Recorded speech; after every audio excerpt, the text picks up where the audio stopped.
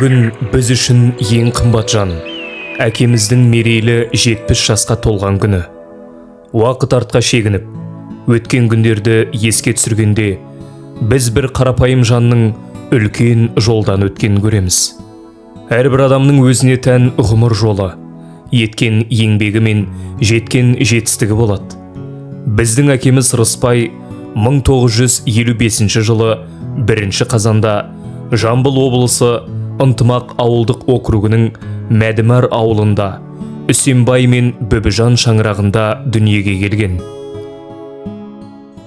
Елінде шешім құрықшында мен туып мені тастамаса, мен қаяқтан болам, 70-ке келдім.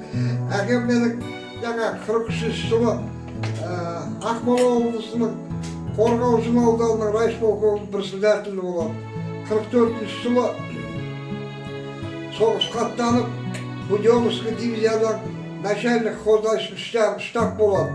Капитан должностында, капитанский должность. Балалық шағы ауылдың қарапайым тіршілігімен өтті.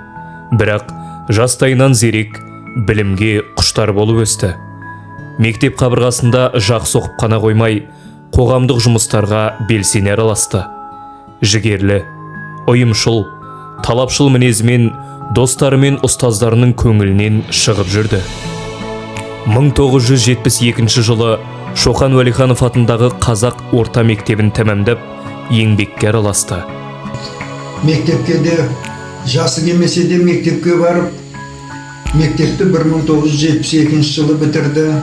Өзі кішкентай, сабағы жақсы, өзі шамалы бұзықтау, бірақ енді үлкен кіші демей, сыйластығы, бағанағы өзінің рухани байлығы, өзінің бағанағы алғырлығы, өзінің білгірлігі, адамдармен тіл табысқыштығы жағынан оны регене айтатын әңгіме жоқ. Кейін ғылым білімге деген талпынысының арқасында 1982 жылы Жамбыл жеңіл және тамақ технология институтын бітіріп, инженер-механик мамандығын иеленді.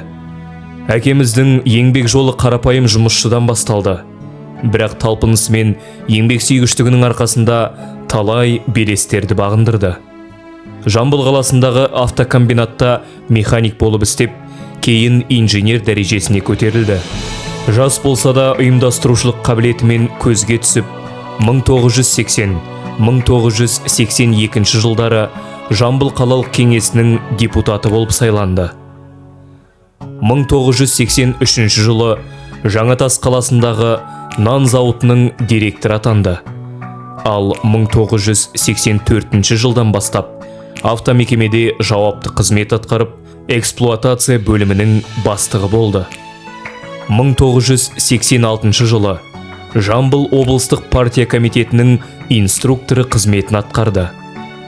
1989 жылдан Луговой автопаркінің бастығы, 1991 жылдан Жамбыл облыстық автобасқармасының тасымалдау бөлімінің бастығы болды.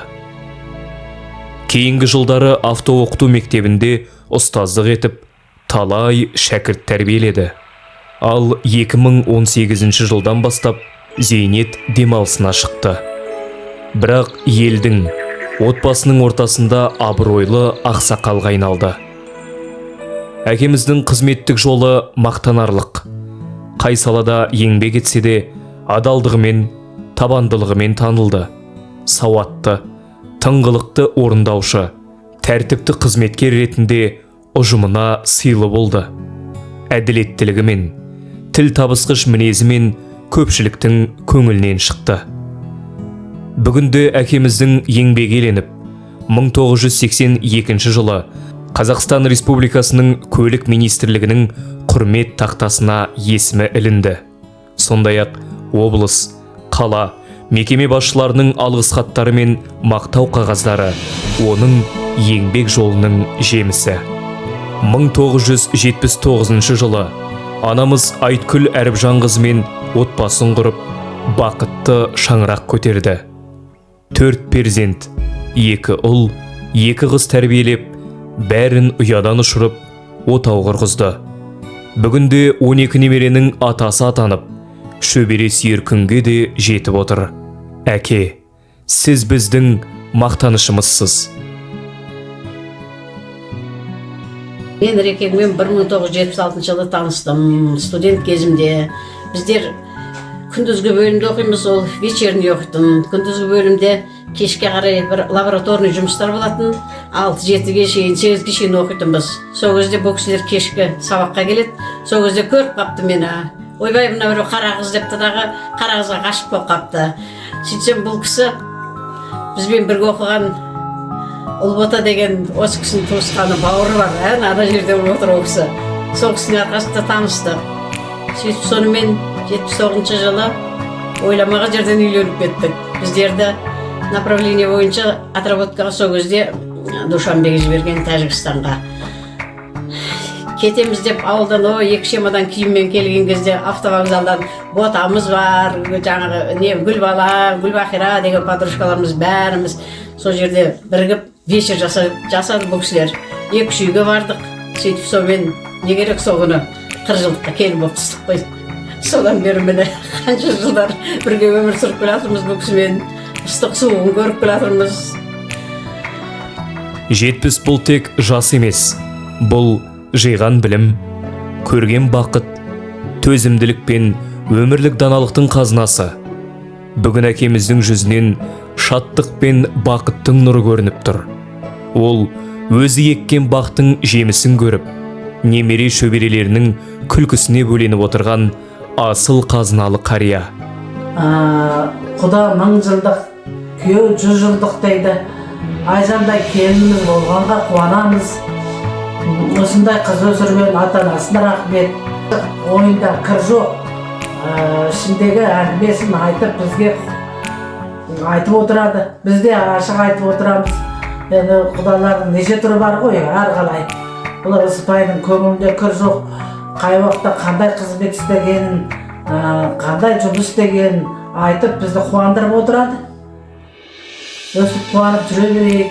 Балаларымыз аман болсын. Әнем туған күнің құтты болсын, денсаулығың мықты болсын, шапқылап жүре бер, ойнап біліп, немерелерім қызығына тоймай. Енді менің жас кезінде чувствері болды, талапкер, еңбекқор болды. Соның арқасында мен ойнап біліп, шапқылап жүріп жатыр. Рекеңе біз енді дос ретінде, класстас ретінде, жолдас ретінде тек әр уақытта тілектеспіз, тілеулеспіз, Реке. Мынау тойды аман-есен өткізіп, Алланың берген жасын аман-есен өткізіп жүре берейік, аман болайық. Біз сізді мақтан тұтамыз, әке.